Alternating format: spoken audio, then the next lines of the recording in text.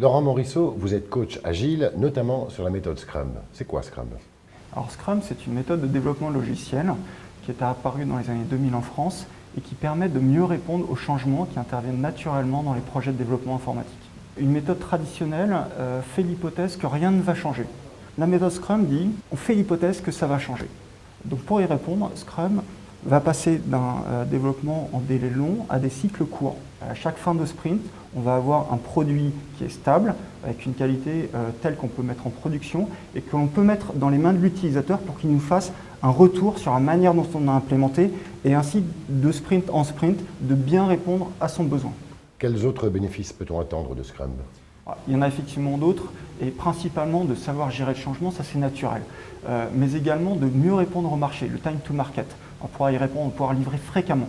Un bénéfice très important, c'est l'alignement entre le système d'information, entre le produit qu'on réalise et les attentes des utilisateurs. Nous sommes ici à Shanghai, dans les bureaux de HN. Vous êtes en train de travailler sur la méthode Scrum avec des clients que nous allons maintenant rencontrer.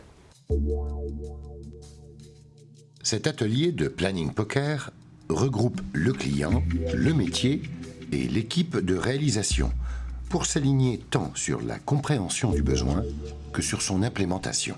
Ce que je vous demande, c'est déjà de donner une note. Donc, sélectionner une carte sans la montrer.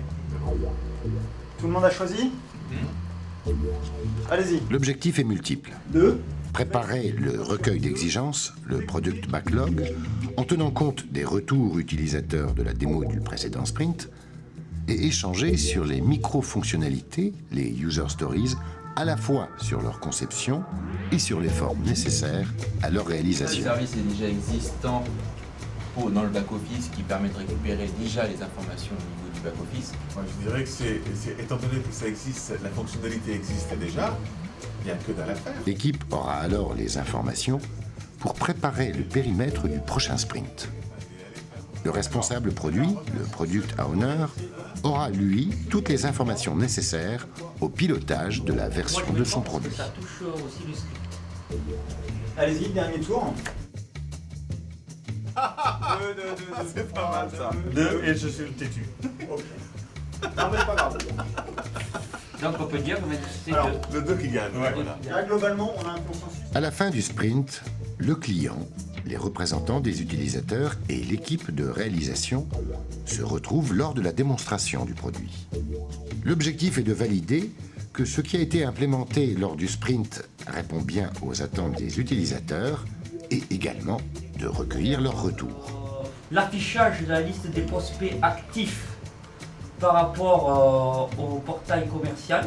Pierre angulaire de Scrum, la démo est le moment privilégié pour permettre au produit de converger plus rapidement vers le vrai besoin des utilisateurs et d'impliquer l'équipe de réalisation. Les avantages sont énormes. Il y a la subdivision du projet, la visibilité et la précision en mesure de charge, et l'expression des besoins qui évoluent en temps réel au fil des sprints, ce qui permet de coller aux vrais besoins du client. Cette méthode tombe sous le sens. Elle est dynamique et fluide en même temps. Elle est auto-améliorée par les démos de fin de sprint. Et les réalisations sont testées, documentées et opérationnelles de suite. Je vois un seul inconvénient à cette méthode, c'est que le client doit être participatif.